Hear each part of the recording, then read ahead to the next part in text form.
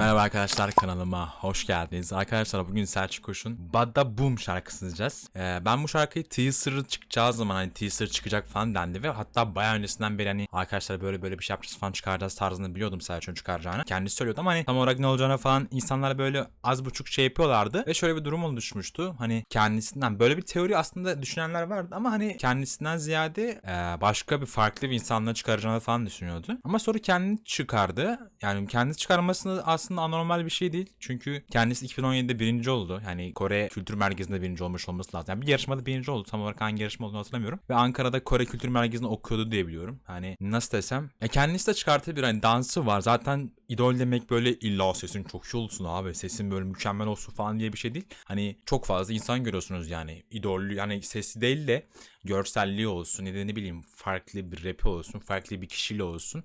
Bir center'lık olsun, bir face of the group falan olsun. Böyle şeyler falan olabiliyor. Ve ilk şarkısı ona göre değerlendiririz bakalım. İzleyelim, görelim. Let's go. Nasıl olmuş hep beraber bakalım. Arkadaşlar bu arada yani patır patır eleştireceğim. Hiç boşuna gelmeyin. Yani ne bileyim. Yani kendim iş olarak demek istemiyorum. Nasıl desem hani iyi bir şeyler demeliyim falan değil. Yani ne varsa onu eleştiririz abi. Zaten eleştiriye açık olduğu için de kendisi Selçuk zaten bayağıdır bu işi yapıyor. Eleştiriye açık olduğuna %100 eminim. Niye olmasın ki? O yüzden şey yapmayın yani boşa. Demek istediğimi anladınız siz. Anlatmayın yani, anlatabiliyor muyum? Tamam, yapıştır. Ama ilk şarkı olduğunu tabii ki göze bulundururuz. Ben bu arada bir şarkıcı veya bir herhangi bir rap yazarı ne bileyim bir sanat eğitimi almıştım yok. Gözüme nasıl geliyorsa o şekilde yorumlayacağız abi. Let's go. Bakayım. Selçuk'un bu arada görseli fena değil yani. Bence iyi. Saçları falan özellikle güzel yani. Peki.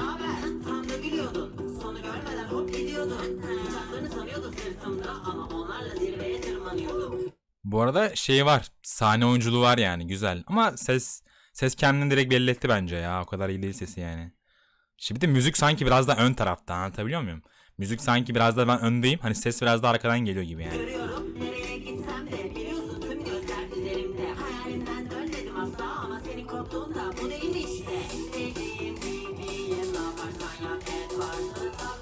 Kamera geçişleri güzeldi bu arada. Şurası bayağı iyi yani. Burası bayağı uğraşılmış bir müzik. Arkada tanıdık var mı acaba? Çocuk çok iyi dans ediyor. Buradaki görseni ben beğendim mesela. Hani burada iyi bakıyor yani. Hani şeye fark hissettiriyor. Örnek vereyim. Hani videodaki hissiyle yani videodaki gördüğümüz Selçuk'la buradaki Selçuk'un arasındaki farkı hissettiriyor yani. Ve üstündeki kıyafetlere gelecek olursak sade ama hani kolye öyle üzerine bir oturmuş ki sanki böyle tamamıyla yani ortamı değiştirmiş gibi. Arka planlarda falan böyle tatlı şirin bir konsepti var yani. Ben sevdim. Yani konsept olarak sevdim. Ama ses olarak dinleyeceğim bir türde değil yani şu ana kadar. Kanka müzik çok önde ya. Adamın sesini duyamıyorum ki ben.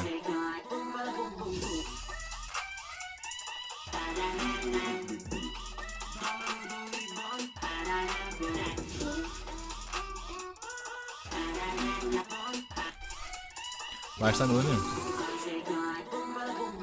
Şu kısım bak. Şu 3 saniyelik kısım çok güzel. Bak. Bir şeyler diyor. I'm shaking falan bum bum bum. Hani oradaki onun bir saniye öncesi ve bir saniye sonrası falan bayağı iyi. Şu 4 saniyelik kısım da. Burayı da sevdim. Şurada hani ikinci kısımdaki baradan falan orayı pek sevmedim yani. Kulağıma güzel gelmedi. Too cool for school'un ne anlamı geldiğini bilmiyorum bu arada. Yani anlamını biliyorum da hani bir şey ifade ediyor. Marka mı falan onu bilmiyorum yani.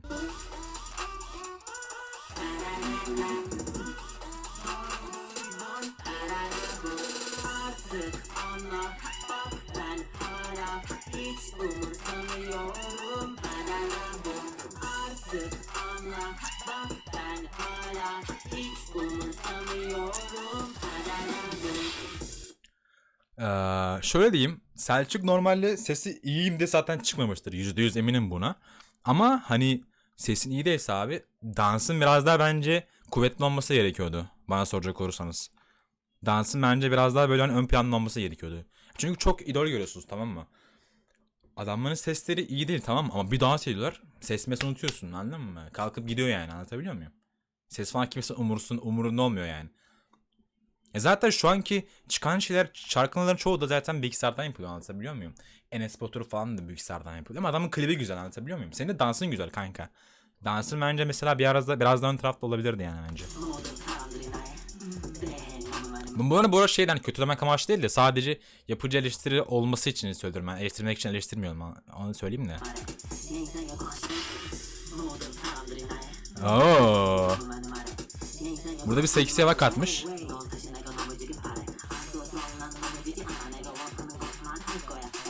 Bu partını beğendim bu arada. Bu partın bu line'ını beğendim. Koreli söylediğinden güzel gözüküyor yani. Arkadaki soldaki kızı tanıyorum bu arada. Kornea'daki kız değil miydi o?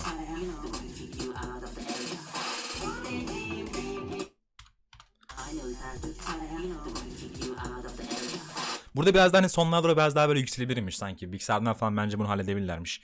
Biraz sonlara doğru biraz sönük kaldı. Ben biraz daha hani böyle yavaştan gidip biraz daha çıkışlarına falan düşünüyordum da öyle olmadı.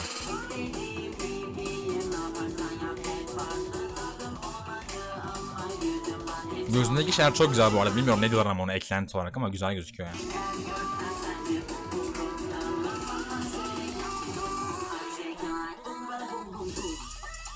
Bir de fark ettiniz mi? Çok büyük böyle yerler kullanılmışlar. Sürekli kamera dar bir açıda. Ama tabii buna da hak veriyorsun. Yani çünkü yeni çıkmış ve normalde arkasında çok fazla büyük bir şirketler falan yoktur diye düşünüyorum. Hani daha fazla olamaz ama direkt gözüme çarptı. Onu söylemek istedim yani.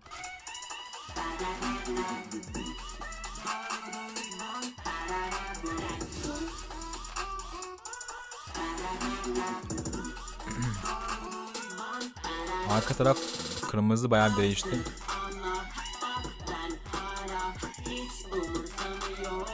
Konunun dönme mi sandım lan?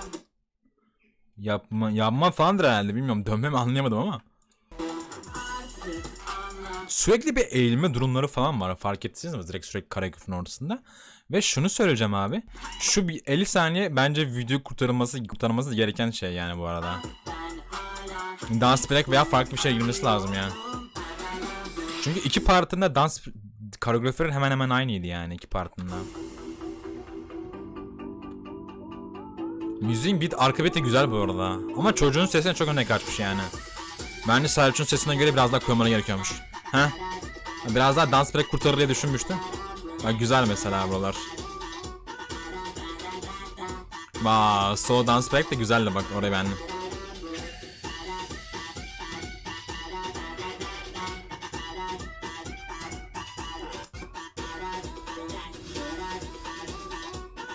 Bak güzel. Solo dance break'ini sevdim bu arada.